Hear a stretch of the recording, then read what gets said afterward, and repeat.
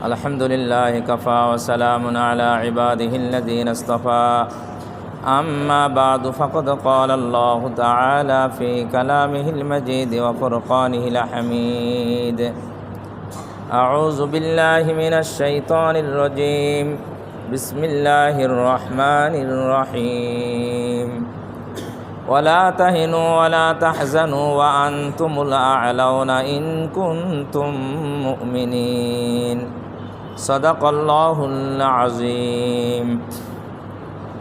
সম্মানিত মুসলিয়ানে কেরাম, সমস্ত প্রশংসা আল্লাহ সুবহানাহু ওয়া তাআলার জন্য, যিনি কাউকে শক্তিশালী করে পরীক্ষা করেন, আবার কাউকে দুর্বল করে পরীক্ষা করেন। তার মর্ম হলো আল্লাহ তাআলা এই পৃথিবীতে কিছু মানুষকে শক্তিশালী করেন আর কিছু মানুষকে দুর্বল করেন। আর এর মধ্যে আল্লাহ তাআলার হিকমত হলো যে শক্তিশালী বানায়েও পরীক্ষা করেন, দুর্বল বানায়েও পরীক্ষা করেন। যে আল্লাহ এই শক্তিশালী এবং দুর্বল বানানোর মাধ্যমে, পরীক্ষার মাধ্যমে আমাদেরকে এই পৃথিবীতে পাঠাইছেন, সে আল্লাহর প্রশংসার জন্য সকলেই পড়ি আলহামদুলিল্লাহ। অতঃপর অসংখ্য দরুদ ও সালাম অনন্তকাল পর্যন্ত বর্ষিত হোক আমাদের প্রাণ প্রিয় রাসূলের উপর, যিনি সব অবস্থায় উম্মতকে শিক্ষা দিয়েছেন যখন যে অবস্থা আসবে তখন আমাদের কি করণীয়। সেই রাসূলের শানে দরুদ ও সালাম পাঠ করি সাল্লাল্লাহু আলাইহি ওয়াসাল্লাম। আমরা যদি লক্ষ্য করি তাহলে দেখতে পাই পৃথিবীর শুরু থেকে আজ পর্যন্ত সব নবীদের আমলেই যুগেই একদল ছিল শক্তিশালী আর একদল ছিল দুর্বল। শক্তিশালী যারা, তাদের শক্তি কিসের দিক দিয়ে? সেই শক্তি বিভিন্ন দিক দিয়ে তাদের শক্তি আল্লাহ তাআলা দান করেছিলেন পরীক্ষা করার জন্য। এক ধরনের শক্তি হলো বাহু শক্তি, শারীরিক শক্তি। আরেক ধরনের শক্তি হলো জনবলের শক্তি। জনবল কি? তাদের দলের লোক কি? বেশি। আরেক ধরনের শক্তি হলো সম্পদের শক্তি। আরেক ধরনের শক্তি হলো মেধার শক্তি, যোগ্যতার শক্তি। এইরকম বিভিন্ন শক্তি দিয়ে আল্লাহ তাআলা কিছু জাতিকে এই পৃথিবীতে প্রেরণ করছেন। আর আল্লাহ তাআলার মূল হিকমত হলো এগুলা দিয়ে তাদেরকে পরীক্ষা করা। সাথে সাথে আল্লাহ তাআলা কিছু মানুষকে দুর্বল করে পাঠাইছেন। তাদের সংখ্যা কম। তাদের সংখ্যা কি? দলের সদস্য কি? কম। অর্থ সম্পদ এটাও কম। অস্ত্র শস্ত্র এটাও কম। কোরআন শরীফে সূরা হুদের মধ্যে অনেকগুলা নবীর আলোচনা আল্লাহ তাআলা করছেন। কওমে নূহ, কওমে সামুদ, তারপরে কওমে মাদায়েন, হযরত শুআয়ব আলাইহিস সালাম, হুদ আলাইহিস সালাম, লূত আলাইহিস সালাম, কওমে লূত, নূহ আলাইহিস সালাম, ইব্রাহিম আলাইহিস সালাম, মূসা আলাইহিস সালাতু ওয়াস সালাম। অনেকগুলা নবীর ঘটনা আল্লাহ তাআলা আলোচনা করছেন এই সূরার মধ্যে, পুরা সূরার মধ্যে। তো সব ঘটনাগুলা পর্যালোচনা করলে দেখা যায় নূহ আলাইহিস সালাতু ওয়াস সালাম আল্লাহর নবী এবং রাসূল ছিলেন, সর্বপ্রথম রাসূল। তে ওনার দলের ইমানদারের সংখ্যা একেবারেই কি ছিল? একেবারেই কি? পুরা জাতি একদিকে, নূহ আলাইহিস সালাতু ওয়াস সালাম তার ইমানদার সঙ্গী আরেক দিকে। সংখ্যা কত? 80 জন। কোনো কোনো বর্ণনায় আছে আরও কম। তাহলে পুরা জাতি যদি একদিকে হয় তা 80 জন মানুষ, এদের শক্তি বেশি না কম? অনেক কম। তাহলে কত দুর্বল! তাহলে এই বিশাল জাতির সাথে এরা কি শক্তিতে পারবে? তর্কে পারবে? কোনো দিক দিয়েই পারবে না। হযরত নূহ আলাইহিস সালাতু ওয়াস সালাম দীর্ঘ সময়, কোরআন শরীফে আছে ৯৫০ বছর, ইসলামের দাওয়াত দিয়েছেন, আল্লাহর দিকে, আল্লাহর ইবাদতের দিকে এই জাতিকে দাওয়াত দিয়েছেন। এই 950 বছরের দাওয়াতের পরে 80 জন মানুষ ওনার কথা কি করছে, শুনছে, মাত্র 80। তাহলে 950 বছর 80 জন হলে বছরে কয়জন হয় চিন্তা করা যায়।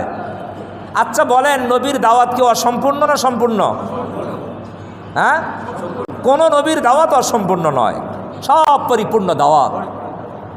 নবীদের মতো দাওয়াত তো আর পাবলিক দিতে পারবে না, পারবে? নবীর দাওয়াত। তারপরও 950 বছরের মাত্র কতজন? 80 জন।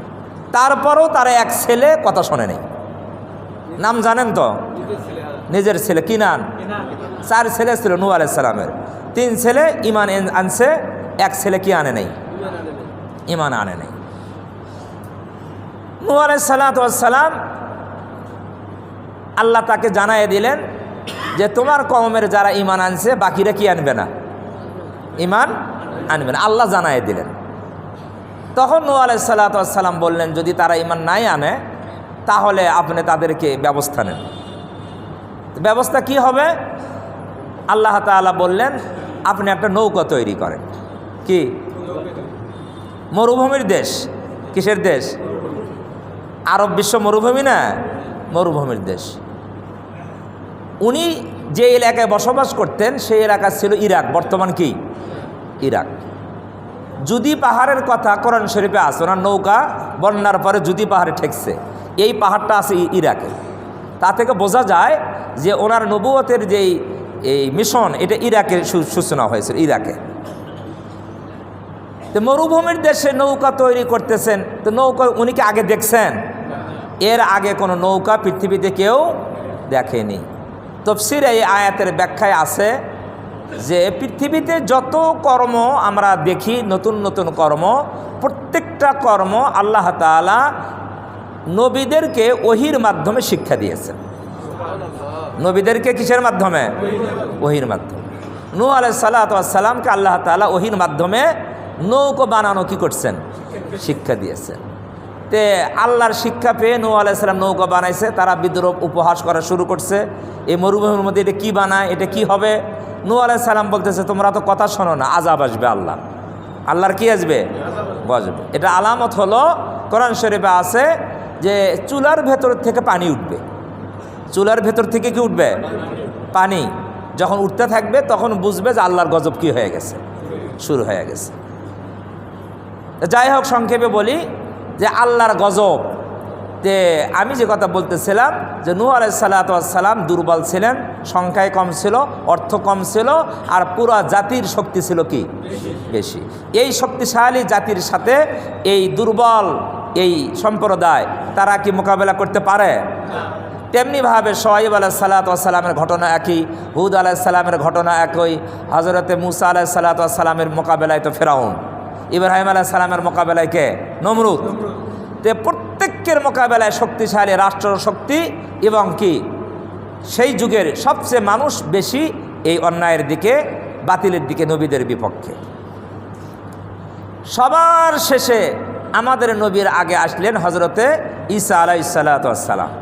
ঈসা আলাইহিস সালামের ঘটনা কোরআন শরীফে বিভিন্ন জায়গায় বর্ণনা করা হয়েছে যে ঈসা আলাইহিস সালাম যখন দাওয়াত দিচ্ছিলেন ইসলামের, তখন জাতির অধিকাংশ মানুষ তার বিপক্ষে চলে গেল এবং ঈসা আলাইহিস সালামের বিপক্ষে তারা বিভিন্ন অপবাদ দেওয়া শুরু করেছে। কেউ বলেছে যার সন্তান, নাউজুবিল্লাহ, কেউ বলেছে আল্লাহ, কেউ বলেছে আল্লাহর পুত্র। এইভাবে বিভিন্নভাবে অপবাদ তারা দিয়েছে। তে যখন ঈসা আলাইহিস সালামের বিরোধিতা তারা চরমভাবে শুরু করে দিয়েছে, ঈসা আলাইহিস সালাম তার সামনে একদল এসে যখন চরমভাবে তাকে অপমান, অপদস্থ, তারপর উপহাস, ঠাট্টা, বিদ্রূপ শুরু করেছে, ঈসা আলাইহিস সালাম তাদের উপরে অভিশাপ করছেন। তো অভিশাপ করায় যারা আসছিল তারা সবাই শুকুর হয়ে গিয়েছে। কি হয়েছে? শুকুর পর্যন্ত নবীর অভিশাপে কি হয়ে গেছে? শুকুর হয়ে গিয়েছে। ইহুদিদের প্রধান যে নেতা ছিল তার নাম ছিল ইহুদ। এই ইহুদ তখন দেখলো সর্বনাশ, আমাদের উপরেও যদি কি করে, বদদোয়া করে, তাহলে আমরাও তো কি হয়ে যাব? শুকুর হয়ে যাব।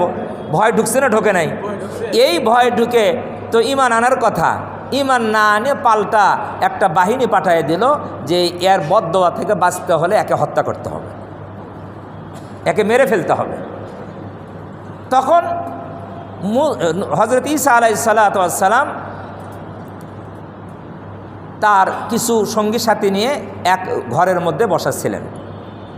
আল্লাহ তাআলা জানাই দিলেন যে তোমাকে তারা ঘেরাও করে ফেলছে আর তোমাকে কি করবে, মেরে ফেলবে। তখন হযরত ঈসা আলাইহিস সালাতু ওয়াস সালাম আল্লাহর পক্ষ থেকে ওহী প্রাপ্ত হয়ে, তাদের সংখ্যা তো কি কম, নূহ আলাইহিস সালামের উম্মত কতজন, আর হযরত ঈসা আলাইহিস সালামের অনুসারী কতজন জানেন? 12 জন। কয়জন? কোরআন শরীফে আছে হাওয়ারিয়িন, হাওয়ারিয়ুন। এই হাওয়ারিয়ুন তার সাথী সঙ্গে মাত্র কয়জন? তারপরও কোনো তফসিরে লেখছে তারা একেবারে দুর্বল শ্রেণীর মানুষ সমাজের। কেউ বলছে ধোপা ছিল, কি ধোপা। কোনো মুফাসসির বলছে তারা জেলে ছিল। সমাজের জেলে, সমাজের ধোপা, তারা কি শক্তিশালী না দুর্বল? একে সংখ্যায় কম, আরেক দিক দিয়ে কি দুর্বল। তখন তাদেরকে নিয়ে ঘরে বসাচ্ছিল, আল্লাহর পক্ষ থেকে ওহী আসলো। তখন ঈসা আলাইহিস সালাম বললেন যে তোমাদের মধ্যে কেউ কেউ আসো যে কিয়ামতের দিন আমার সাথে জান্নাতে থাকবা? তখন এক যুবক দাঁড়িয়ে গেল, বলল যে আমি। তো বললো তুমি বসো, তুমি ছোট মানুষ। আবার বললেন, একে একে 3 বার বললেন। 3 বারে অন্য কোনো লোক হাত উঠায় নেই, ওই যুবক হাত উঠেছে। পরে আল্লাহর নবী ঈসা আলাইহিস সালাতু ওয়াস সালাম বললেন যে ঠিক আছে, তুমি আমার সাথে জান্নাতে যাবা, শর্ত হলো তুমি যদি আমার মোকাবেলায় ইসলামের জন্য, দিনের জন্য জীবন দিতে পারো, তাহলে তুমি কি করতে পারবে, জান্নাতে যেতে পারবে। তো বলছে আল্লাহর নবী কি করতে হবে, যে এই যে এরা ঘেরাও করছে, কিছুক্ষণের মধ্যেই এরা ঘরে প্রবেশ করে আমাকে তারা হত্যা করবে। অতএব আমি আল্লাহর কাছে দোয়া করব, আমার আকৃতি যেন তোমার হয়ে যায়, আমার আকৃতি তোমার হয়ে যায়। এটা একটা বর্ণনা আছে। আর তখন আল্লাহ তাআলা ঈসা আলাইহিস সালামের আকৃতি ওই যুবককে দিয়ে দিলেন। কোনো বর্ণনা আছে যারা সাথী ছিল সবারই কি একই আকৃতি হয়ে গেল, ঈসার আকৃতি, সবারই ঈসার আকৃতি হয়ে গেল। ইতিমধ্যে আল্লাহ তাআলা ঘরের ছাদ ফুটা করে ঈসা আলাইহিস সালাতু ওয়াস সালামকে আকাশে উঠিয়ে নিলেন। ঈসা আলাইহিস সালাতু ওয়াস সালামকে আল্লাহ হেফাজত করলেন শত্রুর হাত থেকে, যেহেতু তারা দুর্বল, সাথী সঙ্গী কম।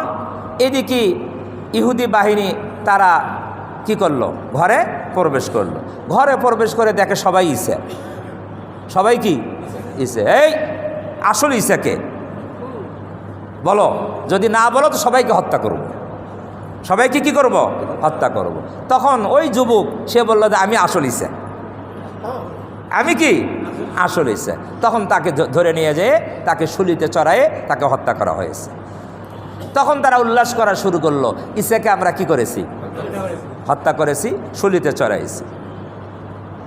ঈসা আলাইহিস সালামকে শুলিতে চড়াইছেন না। ঈসা আলাইহিস সালাম কোথায়? আল্লাহ তাআলা আকাশে উঠিয়ে নিয়েছেন।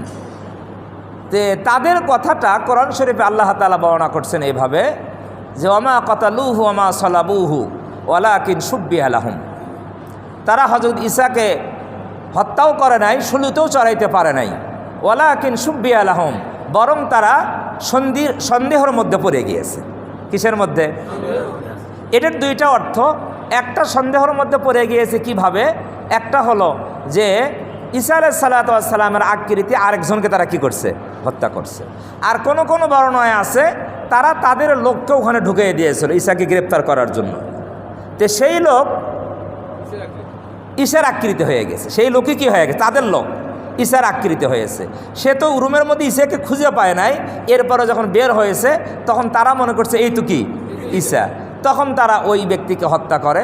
কিন্তু তারা সন্দেহের মধ্যে পড়ছে এইভাবে যে এটাই যদি ঈসা হয় তাহলে আমাদের লোক যে পাঠাইলেন সে গেল কই, সেই লোক থাকা লাগবে না। আর ওই লোক তো বারবার বলতেছিল আমি ঈসা না, আমি তোমাদের লোক। তো এটা যদি আমাদের লোক হয় তাহলে ঈসা গেল কই? কথা বুঝছেন না, বোঝেন নাই? এটাকে বলা হয় গোলক ধাঁধা। কি ধাঁধা? এই জন্য কোরআন শরীফের মধ্যে আল্লাহ তাআলা এক আয়াতে সূরা আলে ইমরান বলেছেন ওয়ামাকারু ওয়ামাকারাল্লাহ আল্লাহু খায়রুল মাকিরিন। তারা চক্রান্ত করেছিল, এর ঈসা নবীর ঘটনায় এই আয়াত নাজিল হয়েছে। ইহুদিরা চক্রান্ত করেছিল ঈসা আলাইহিস সালাতু ওয়াস সালামকে কি করার জন্য, হত্যা করার জন্য। ওয়ামাকারু মানে তারা চক্রান্ত করেছিল কি ইহুদিরা চক্রান্ত করেছিল ঈসা নবীকে হত্যা করার জন্য। ওয়ামাকারাল্লাহ, আল্লাহ তাআলা কি করলেন? কৌশল অবলম্বন করলেন, কৌশল অবলম্বন করে। এটা একটা তর্জমা। আরেকটা তর্জমা হলো যে আল্লাহ তাআলা ওই চক্রান্তের কি দিলেন? জবাব দিলেন। মাকার আল্লাহ মানে আল্লাহ মক্কর করলেন না, আল্লাহ তাদের চক্রান্তের কি দিলেন? জবাব দিলেন। মানে শাস্তি দিয়ে তাদের চক্রান্তের কি দিলেন? জবাব দিলেন, প্রতিশোধ নিলেন। আল্লাহ উত্তম কৌশলী। আল্লাহ কি? উত্তম কৌশলী। তাহলে তারা গোলক ধাঁধার মধ্যে পড়ে গিয়েছে যে এটা যদি যদি আমাদের লোকটা যদি ঈসা হয় তাহলে আমাদের লোক গেল কই, আর যদি এটা যদি আমাদের লোকই হয় তাহলে ঈসা গেল কই? তারা গোলক ধাঁধা না? তাহলে এই সন্দেহের মধ্যে কে ফালাই দিয়েছেন? এই যে অমাকার আল্লাহ, আল্লাহ উত্তম কি? কৌশলী। আল্লাহ কৌশল করে হেকমত করে এটা করেছেন। এমনিভাবে প্রত্যেকটা যুগেই নবীদের সাথে যারা ছিল তাদের সংখ্যা দুর্বল ছিল, এবং যারা প্রতিদ্বন্দ্বী ছিল তারা বেঈমান ছিল, তাদের সংখ্যা কী ছিল? বেশি ছিল। অস্ত্র শক্তি বেশি ছিল, পেশি শক্তি বেশি ছিল, জনবলের শক্তি কী ছিল? বেশি ছিল। তাহলে সর্ব অবস্থায় লাস্ট আমাদের নবী মুহাম্মদ সাল্লাল্লাহু আলাইহি সাল্লামের কথা আমরা বলি। মুহাম্মদ সাল্লাল্লাহু আলাইহি সাল্লাম যখন নবুয়ত প্রকাশ পেল, তখন উনি যখন ঘোষণা দিলেন আমি আল্লাহর পক্ষ থেকে নবী হিসেবে এসেছি, তখন ওনার শক্তি কম ছিল না বেশি ছিল? দুর্বল ছিল না? উনি একেবারেই দুর্বল, সাথী সঙ্গী কম। মক্কা থেকে ওনাকে বের করে দেওয়া হয়েছে। আর কাফেররা যখন মদিনায় গিয়েছে তখনও তাদের সংখ্যা কি? কম। কাফেরদের সংখ্যা পৃথিবীতে বেশি। আপনারা জানেন যখন প্রথম যুদ্ধ হয়েছে বদরের যুদ্ধ, তো বদরের যুদ্ধে মুসলমানদের সংখ্যা ছিল 313, কাফেরের সংখ্যা ছিল হাজারের কি উপরে। তাহলে কার সংখ্যা বেশি? কাফের। অস্ত্র শস্ত্র তাদের কি বেশি, সব দিক দিয়ে শক্তিশালী তারা। মুসলমান ছিল কি? দুর্বল। উহুদের যুদ্ধে মুসলমানের সংখ্যা ছিল কত? 1000, আর তাদের সংখ্যা ছিল 3000। কত? 3000। এখানেও তাদের অস্ত্র শস্ত্র বেশি, তাদের সংখ্যা কি বেশি। সব সময়ে এই বাতিল অন্যায়ের শক্তি কি হয়? বেশি হয়। আর মুসলমান তাদের সংখ্যা কি হয়? কম হয়, এবং তারা দুর্বল হয়। এখন ঘটনা হলো এই দুর্বল যারা হয়, শক্তিশালী যারা হয়, সব সময় কি শক্তিশালীরা বিজয়ী হয়, না অনেক সময় দুর্বলেরাও বিজয়ী হয়? হ্যাঁ, বদরের যুদ্ধে কি শক্তিশালীরা বিজয়ী হয়েছে, না দুর্বল বিজয়ী হয়েছে? দুর্বল নবী মুহাম্মদ সাল্লাল্লাহু আলাইহি সাল্লাম দুর্বল বিজয় হয়েছে। সব যুগে নবীদের ইতিহাস যদি আপনি পড়েন, নূহ আলাইহিস সালাতু ওয়াস সালামের যে ঘটনা বলা হইল, সেই ঘটনায় নূহ আলাইহিস সালাম তার উম্মত তারা মুক্তি পেয়েছে। তারা কি পেয়েছে? মুক্তি পেয়েছে। আর নূহ আলাইহিস সালাতু ওয়াস সালামের সেই কাফের কওম সম্প্রদায় তারা কি মুক্তি পেয়েছে না ধ্বংস হয়েছে? কিন্তু শক্তি তো অনেক ছিল, অনেক শক্তি। কিন্তু আল্লাহর কি কৌশল, আল্লাহর হেকমত, আল্লাহর কৌশলে এই শক্তিশালী জাতি যখন হেদায়েত গ্রহণ করে নাই, ঈমান আনে নাই, তখন তারা কি হয়েছে? ধ্বংস হয়েছে। শক্তিশালী হওয়ার পরও কি ধ্বংস। কওমে সালেহ আলাইহিস সালাতু ওয়াস সালামের কওমের কথা বলা হয়, তাদের সম্প্রদায়ের মানুষগুলো খেজুর গাছের মতো উঁচা ছিল। খেজুর গাছ তফসিরে আছে, খেজুর গাছের মতো উঁচা, খুবই শক্তিশালী ছিল। তারা দম্ভ অহংকার করতো, আমাদের মোকাবেলায় কে আছে, আমাদের মোকাবেলায় কে আছে, কে আমাদের সাথে মোকাবেলা করতে পারে। কোরআন শরীফে আছে, ওয়া আখাযাল্লাযীনা যালামুস সাইহাতু ফাসবাহু ফি দিয়ারিহিম জাসিমিন। যখন তারা সীমা লঙ্ঘন করলো, একেবারেই শেষ সীমানায় চলে গেল, আল্লাহ তাআলা এই সালেহ আলাইহিস সালাতু ওয়াস সালামের তাকে এবং তার অল্প সংখ্যক উম্মতকে আল্লাহ তাআলা মুক্তি দিলেন। আর বাকি পুরা শক্তিশালী জাতিকে আল্লাহ তাআলা কি করলেন? কেমন ধ্বংস জানেন? কোরআন শরীফের আয়াতে বলা হয় সয়হা তাদেরকে আক্রমণ করেছে। ওয়া আখাযাল্লাযীনা যালামুস সাইহাতু, সয়হা বলা হয় যে প্রচণ্ড বিকট শব্দ, বিকট কঠিন বজ্রপাত যদি হয়, কঠিন বজ্রপাত, তাহলে শব্দটা কি হয়? বিকট হয় না? বড় বজ্রপাত। তাফসীরের কিতাবে আসছে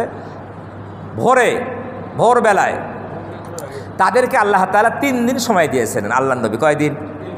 3 দিনের মধ্যেই তোমাদের উপর কি আসবে, একে হিসাব করে 3 দিন মাত্র সময়। 3 দিনের শেষ দিনে রাত্রে ভোরে তাদের উপরে এই প্রচণ্ড বিকট শব্দের আযাব চলে আসছে। তাফসীরে আছে হযরত জিবরাইল আলাইহিস সালাতু ওয়াস সালাম এসে এই তার হুঙ্কার ছাড়ছেন, উনি ওনার কি ছেড়েছেন? বিকট শব্দ করছেন। যদি 1,00,000 বজ্রপাত, বিশাল বড় বজ্রপাত একত্র করা হয়, তার বিকট শব্দটা কত বেশি হবে? তাফসীরে আছে জিবরাইল আলাইহিস সালামের যেই হুঙ্কার, এটার শব্দ তার চেয়েও কি ছিল? বেশি ছিল। এত শব্দের মধ্যে তাদের এই শব্দতে মানুষ বাঁচার কথা, সবাই শেষ, ধ্বংস, সবাই কি ধ্বংস হয়ে গেছে। এই সয়হা, এই বিকট শব্দের দ্বারায় সবাই শেষ হয়ে গিয়েছে। ফাসবাহু ফি দিয়ারিহিম জাসিমিন, তারা নতজানু হয়ে তাদের ঘরে, ফি দিয়ারিহিম, তাদের ঘরে নতজানু হয়ে তারা মৃত্যু অবস্থায় সকাল করেছে। সকালবেলায় দেখা গিয়েছে কেউ আর কি নেই, জীবিত নাই। এমন প্রচণ্ড শব্দ, এর সাথে প্রচণ্ড বাতাস, ঝড় বায়ু, বলে তাফসীরে লেখছে এত প্রচণ্ড তুফান আর বাতাস যে পাহাড় থেকে বড় বড় পাথর বাতাসে এসে ওই শক্তিশালী কওমের উপরে আল্লাহ তাআলা আঘাত হানছে। আঘাতে তাদের এই গলা ছিন্ন হয়ে গিয়েছে গর্দান থেকে, এবং লাশগুলা খেজুর গাছের মতো পড়েছিল।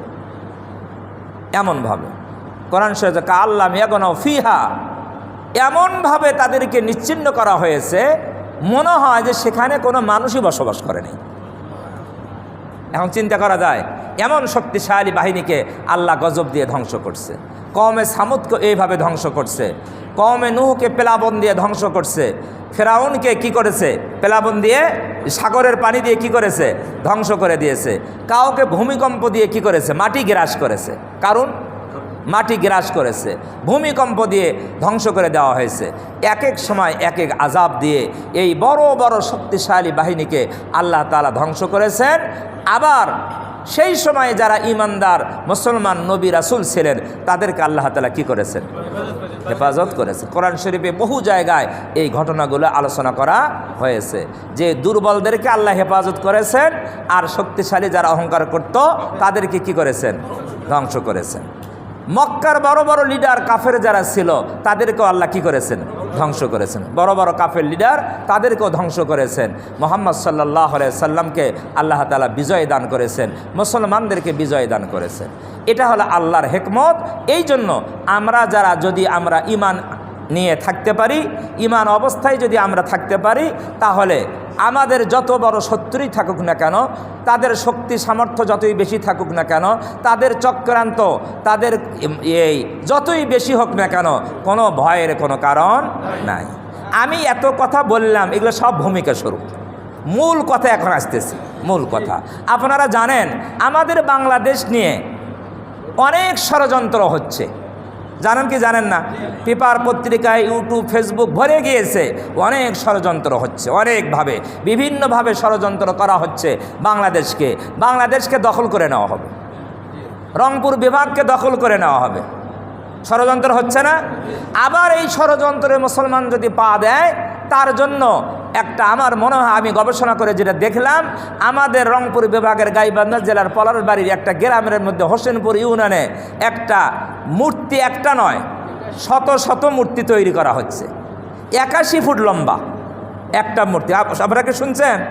81 ফুট রাম মূর্তি, কৃষ্ণের মূর্তি 51 ফিটে 56 ফুট, তারপরে 35 ফিট, এরকম বড় বড় মূর্তি, শত শত মূর্তি সেখানে বানানো হচ্ছে। এখন এই যে মূর্তি বানানো হচ্ছে, তারা মুসলমানরা কি করবে? বাধা দিবে। আর মুসলমান যদি ওখানে বাধা দেয়, তাহলে ভারত বলবে যে বাংলাদেশে হিন্দুদের কি নাই? ধর্মীয় স্বাধীনতা নাই। এই ধর্মীয় স্বাধীনতা নাই, তাহলে বাংলাদেশকে কি করতে হবে?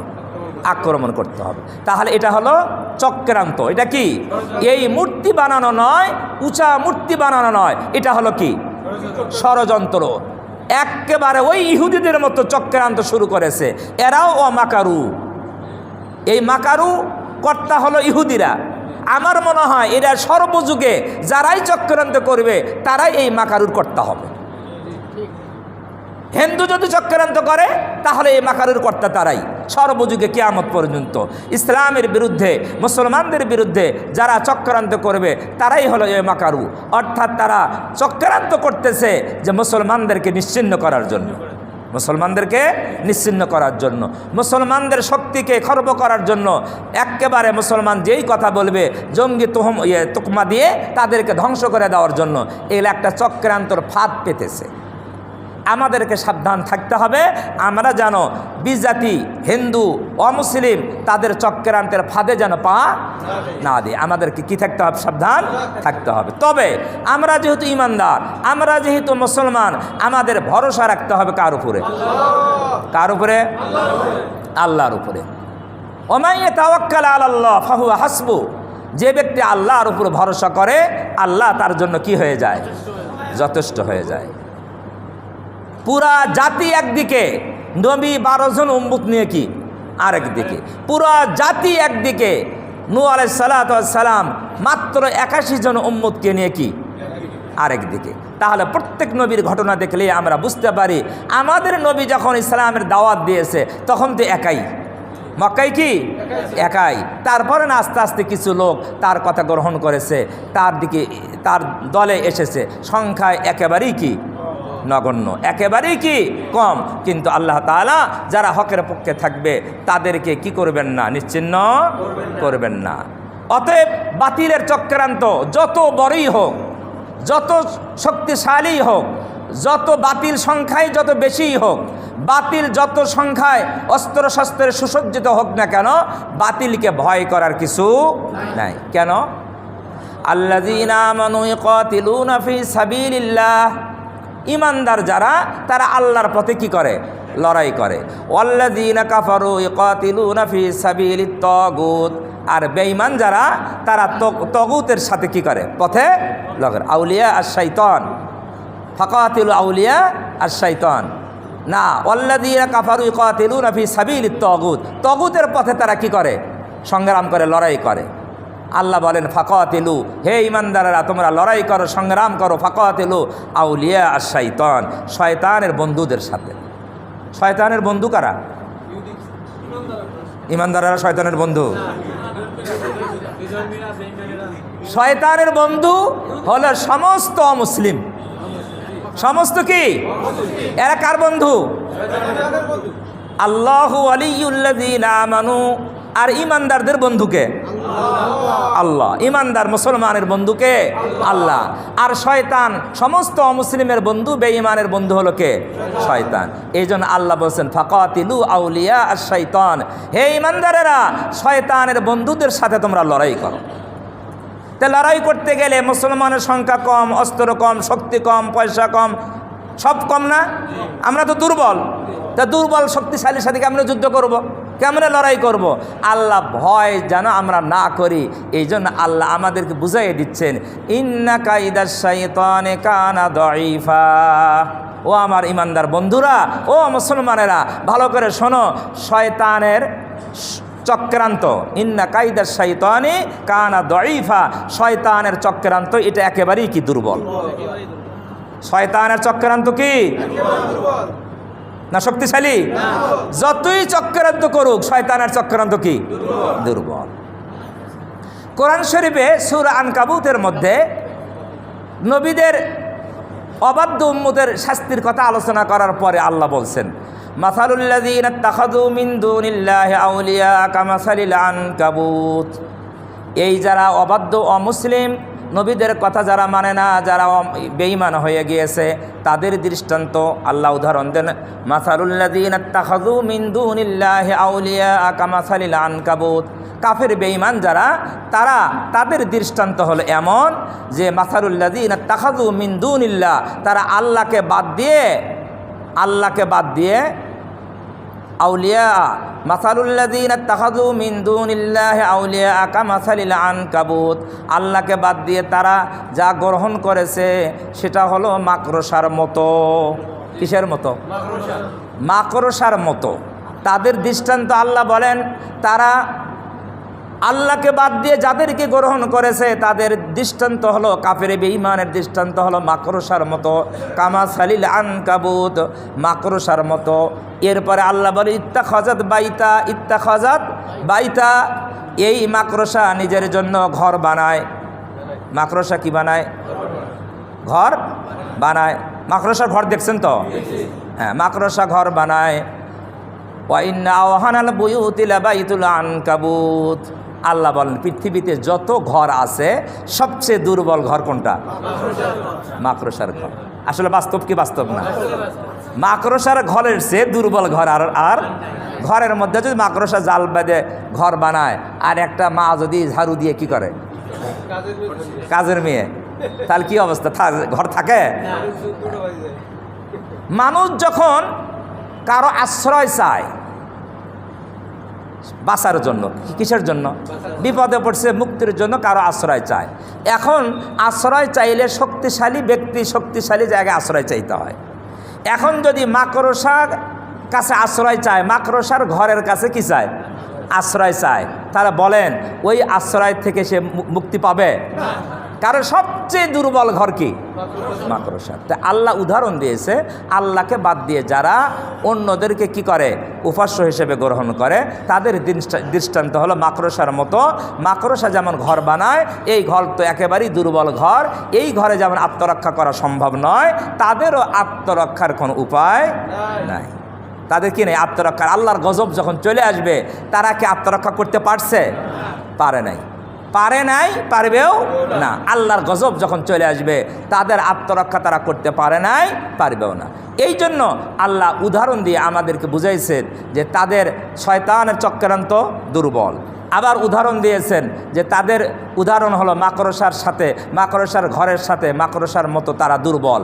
অতএব মাকড়সার ঘর যেমন দুর্বল, এই ঘরে দুর্বল ঘরে আশ্রয় নিলে যেমন বাঁচার আশ্রয় মুক্তির কোনো ব্যবস্থা হয় না, তেমনিভাবে তাদেরও কোনো মুক্তির কোনো কি হবে না, ব্যবস্থা হবে না। তাহলে আল্লাহ পাক বিভিন্নভাবে ইমানদারদেরকে অভয় দেওয়ার জন্য, ইমানদারদেরকে শক্তিশালী করার জন্য, তারা যেন কাফের বেঈমানদারকে ভয় না করে, এই জন্য বিভিন্ন জায়গায় কোরআন শরীফে বিভিন্নভাবে আল্লাহ তাআলা আমাদেরকে কি দিয়েছেন? শক্তি যোগাইছেন। কি যোগাইছেন?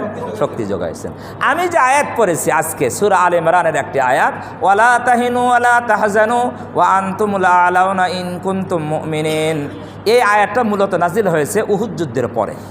উহুদ যুদ্ধের পরে, উহুদের যুদ্ধে প্রথম অবস্থায় মুসলমানরা বিজয়ী হয়, কিন্তু ওই যে 50 জন সাহাবীকে নবীজি গিরিপথে রেখে দিয়েছিলেন পাহারাদার হিসেবে, তোমরা এই পেছনে এখানে থাকবা, যুদ্ধ শেষ হোক, আমরা বিজয় হই বা পরাজয় হই, তোমরা এখান থেকে সরবা না আমার নির্দেশ না পাওয়া পর্যন্ত। কিন্তু প্রথম অবস্থায় বিজয়ী হলে যখন মুসলমান সাহাবায়ে কেরাম মুজাহিদরা এই যে গনিমতের মাল সংগ্রহ করতেছিল, ওই সময় ওখান থেকে তারা সবাই চলে আসে, কয়েকজন বাদে সবাই চলে আসে। ওই সময় খালেদ বিন ওলীদ ওই মুসলমান হয়নি, সেই পেছন দিয়ে গিরিপথ দিয়ে দেখে লোক কম, ওই দিকে অতর্কিত হামলা করে যে কয়েকজন ছিল তাদেরকে শহীদ করে দিয়ে পেছন দিক থেকে এসে মুসলমানদের উপর কি করে? আক্রমণ করে। মুসলমানেরা তখন গনিমতের মাল সংগ্রহ করতেছিল, তারা অস্ত্র তরবারি সব রেখে দিয়েছিল। এই অবস্থায় যদি পেছন থেকে আক্রমণ করে তাহলে কি বাঁচার উপায় আছে? এই অবস্থায় মুসলমানদের ৭০ জন শহীদ হয়েছে, নবীজির দন্দান মোবারক শহীদ হয়েছে, ক্ষত বিক্ষত হয়েছে। কিন্তু পরবর্তীতে মুসলমানরা আবার কি হয়েছে? বিজয়ী হয়েছে। কিন্তু মুসলমানদের অনেক ক্ষতি হয়েছে এই একটা ভুলের কারণে। এখন মুসলমানেরা চিন্তা করলো যে আমাদের এই ভুলের কারণে আমাদের এত বড় ক্ষতি হয়ে গেল, নবী ক্ষত বিক্ষত হয়ে গেল, নবীর দন্দান শহীদ হয়ে গেল, আমাদের কি ক্ষমা হবে? আর পরবর্তীতে আমরা কি আর বিজয়ী হতে পারবো? এইরকম তাদের মধ্যে টেনশন, দুশ্চিন্তা, নৈরাশ্য ভাব তাদের মধ্যে কি হয়ে গেল? জাগ্রত হয়ে গেল।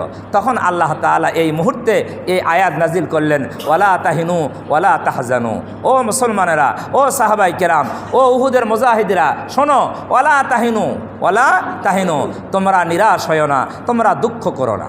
যা ঘটেছে এর জন্য তোমরা নিরাশ হইও না। তোমরা এটা মনে করো না যে তোমরা আর কোনোদিন বিজয়ী হতে পারবে না, এটা মনে করো না।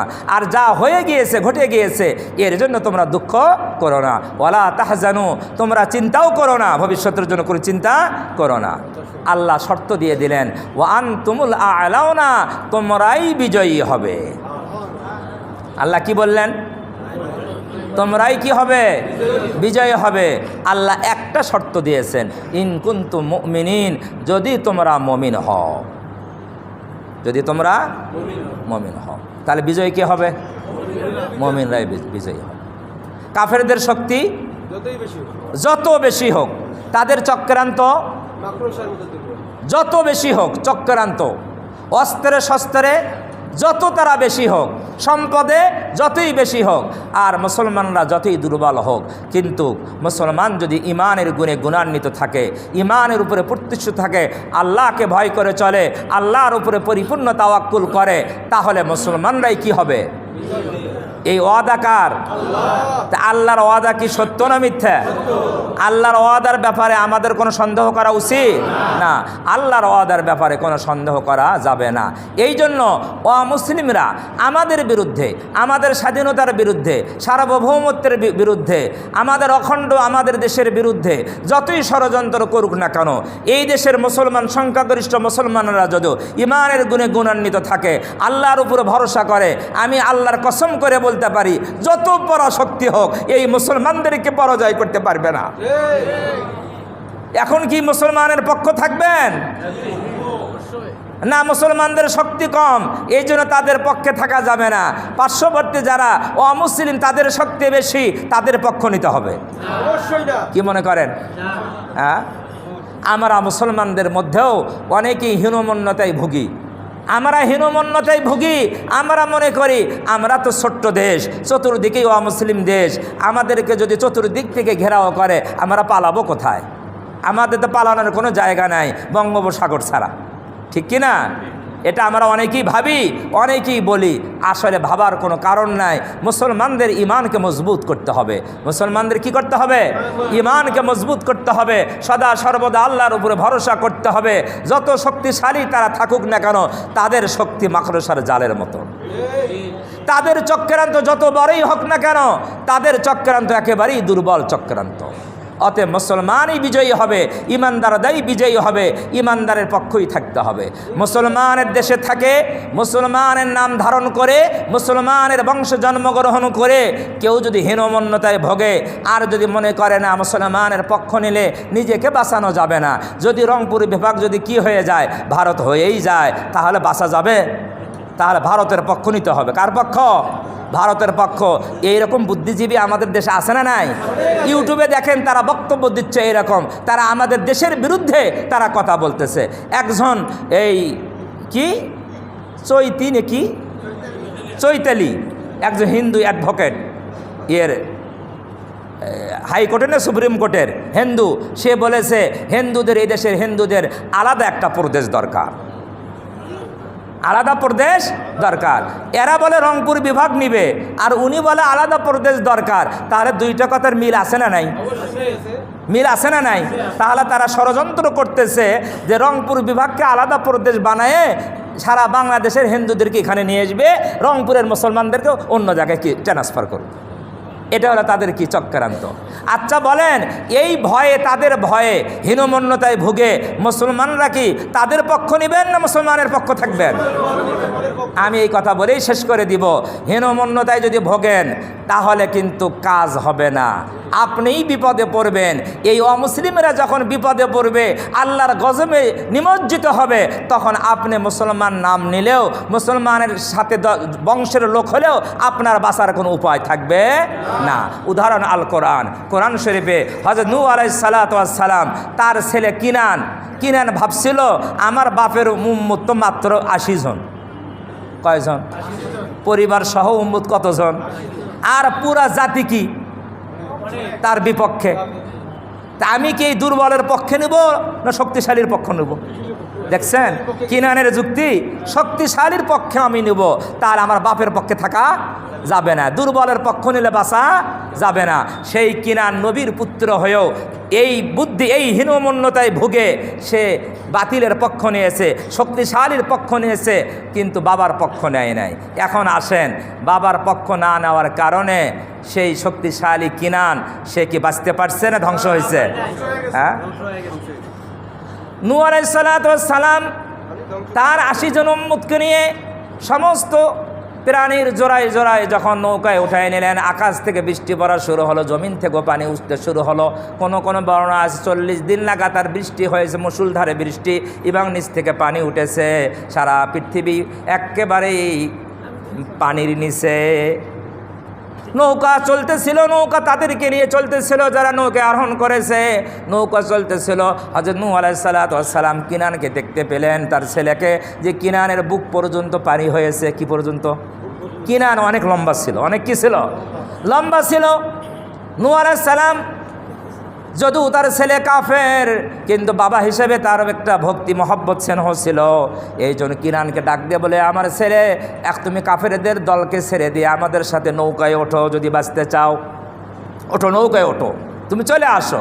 মুফাসসিরিনে কিরাম বলেন এটা দুইটা অর্থ হতে পারে। একটা হলো তুমি ঈমান গ্রহণ করে আমাদের সাথে আসো, নৌকে আরোহণ করো, তাহলে তুমি বেঁচে যাবা, কাফের দ্বারা শক্তিশালী তুমি বাঁচতে পারবে না। কিনান তখন উত্তর দিল, কিনানের বুঝ ছিল যে না, তুমি তো দুর্বল, তোমার এই কাঠের নৌকা কি আর শক্তিশালী, কেমনে বাঁচাবে? আমি তো অনেক লম্বা, আমি উঁচু পাহাড়ে আরোহণ করব, উঁচু পাহাড়ে আরোহণ করব। বাবার কথা শোনে নাই। তাহলে এই যে নবীর সন্তান হয়ে হীনমন্যতায় ভুগে দুর্বলের পক্ষ অবলম্বন না করে শক্তিশালীর পক্ষ অবলম্বন করেছিল বাঁচার জন্য, কিনান কি বাঁচতে পারছে? হ্যাঁ, না ধ্বংস হয়েছে? হযরত লূত আলাইহিস সালাতু ওয়াস সালামের এক স্ত্রী দেখলো নবী তো দুর্বল, নবীর উম্মত তো দুর্বল, সংখ্যায় কম, অস্ত্র শস্ত্র কম, আর কাফেরদের শক্তি অনেক বেশি। শক্তি কি? অনেক বেশি। লূত আলাইহিস সালাতু ওয়াস সালামের একজন স্ত্রী নবীকে দুর্বল ভেবে, মুসলমানদেরকে সংখ্যায় কম দেখে দুর্বল ভেবে নবীর উপরে ঈমান না এনে কাফেরদের পক্ষ অবলম্বন করেছিল। আল্লাহ যখন লূত আলাইহিস সালাতু ওয়াস সালামের সম্প্রদায়ের উপর গজব নাজিল করবেন, আল্লাহ বলেন, লূত তোমার পরিবার সহ তুমি রাতের এক অংশে তুমি বের হয়ে যাও। আজকে রাতেই কি আসবে? গজব আসবে। রাতেই গজব আসবে। আমি তোমাকে, তোমার পরিবার বর্বর্জন, তোমার সাথে যারা ঈমানদার আছে তাদেরকে আমি মুক্তি দিব। তোমরা রাতের এক অংশে, কিতুম মিনাল লাইল, রাতের এক অংশে তোমরা এই এলাকা থেকে বের হয়ে যাও, এই এলাকার মধ্যে আমি গজব দিব। হযরত লূত আলাইহিস সালাতু ওয়াস সালাম রাত্রির গভীর অংশে উনি ওনার পরিবারবর্গ সহ ঈমানদারদেরকে নিয়ে শহর থেকে, এলাকা থেকে বের হয়ে গেলেন। তার স্ত্রীও পিছনে পিছনে ছিল। লূত আলাইহিস সালাতু ওয়াস সালাম বললেন, যদি কোনো শব্দ পাও, কোনো বিকট আওয়াজ তোমরা পাও, তাহলে তোমরা পিছনের দিকে তাকাবা না, পিছনের দিকে তাকাবা না, কারণ ওনারা যখন যাবে পিছনেই কি হয়ে যাবে? গজব শুরু। তাদেরকে সয়হা আক্রমণ করেছিল, বর্ণনায় আসছে।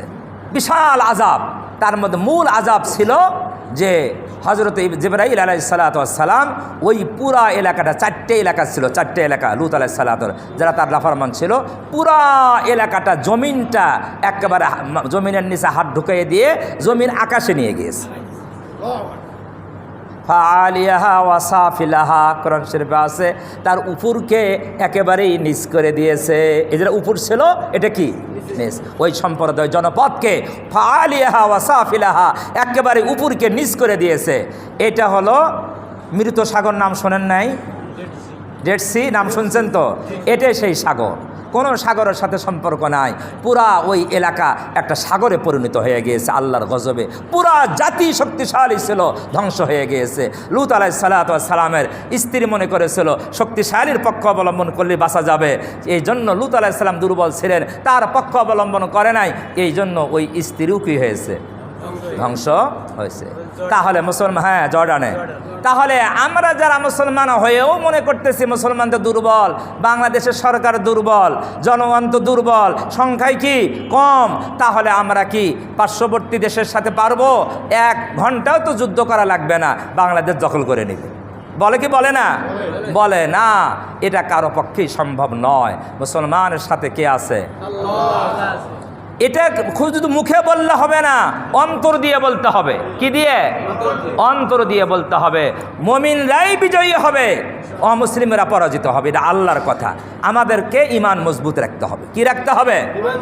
ওই ভয় করে কোনো লাভ নাই। যারা এই দেশে থেকেও এই দেশের বিরোধিতা করে, যারা শক্তিশালীর সাথে যোগাযোগ রাখে, ওই কিনানের যে অবস্থা হয়েছে, হযরত লূত আলাইহিস সালামের স্ত্রীর যে অবস্থা হয়েছে, এই পরিণামদর্শী এদেরও সেই অবস্থা হবে। এরা কার অনুসারী? কিনানের। আর লূত আলাইহিস সালামের স্ত্রী তার অনুসারী। এই জন্য আমাদেরকে ঈমানের উপর বলিয়ান থাকতে হবে, আল্লাহর উপর ভরসা করতে হবে, আল্লাহকে ভয় করে চলতে হবে। কোনো পরাশক্তি আমাদেরকে পরাজিত করতে পারবে না ইনশাআল্লাহ। বিশ্বাস করেন? আরে এই যুগে তো বড় বড় পরাশক্তি ছোট্ট দেশের কাছে কি হয়ে যাচ্ছে? পরাজিত হয়ে যাচ্ছে। কিছুদিন আগের ঘটনা, তালেবানদের কাছে কি হয়ে গেছে? আমেরিকা আফগানিস্তানের কাছে পরাজিত হয়ে চলে গিয়েছে। এই যে নগদ যেটা যুদ্ধ হলো ইরানের সাথে, পরাজিত কে? ইরান না আমেরিকা? যদিও ক্ষয়ক্ষতি হয়েছে, কিন্তু পরাজিত হয়েছে মূলত কে? আমেরিকা। তাহলে মুসলমানদেরকে আমরা তো মনে করছিলাম ইরান কয়দিন টিকবে। হ্যাঁ, আসলে এই যে কোরআনের আয়াতের সাথে সর্বযুগেই দেখবেন দুর্বলদের পক্ষে কে আছে? আল্লাহ আছে সর্বযুগেই। সেই নূহ আলাইহিস সালামের যুগ থেকে নিয়ে আমাদের নবী আজ পর্যন্ত ইতিহাস দেখেন, কোরআনের সাথে মিলান, হাদিসের সাথে মিলান, দেখবেন যে দুর্বলের সাথে দুর্বল ইমানদারদের সাথে কে আছে? আল্লাহ। আল্লাহ যদি কারো সাথে থাকে, কারো সাহায্য করে, তাহলে তাদেরকে পরাজিত কেউ করতে পারবে না। আল্লাহ সুবহানাহু ওয়া তাআলা আমাদেরকে ঈমানের উপরে অটল থাকার তৌফিক দান করেন, আমাদের দেশকে হেফাজত করেন, সমস্ত ষড়যন্ত্রকারীর হাত থেকে আমাদের এই ভূখণ্ডকে আল্লাহ তাআলা হেফাজত করেন। 4 রাকাত কাবলার জন্য সুন্নত পড়ে নেই।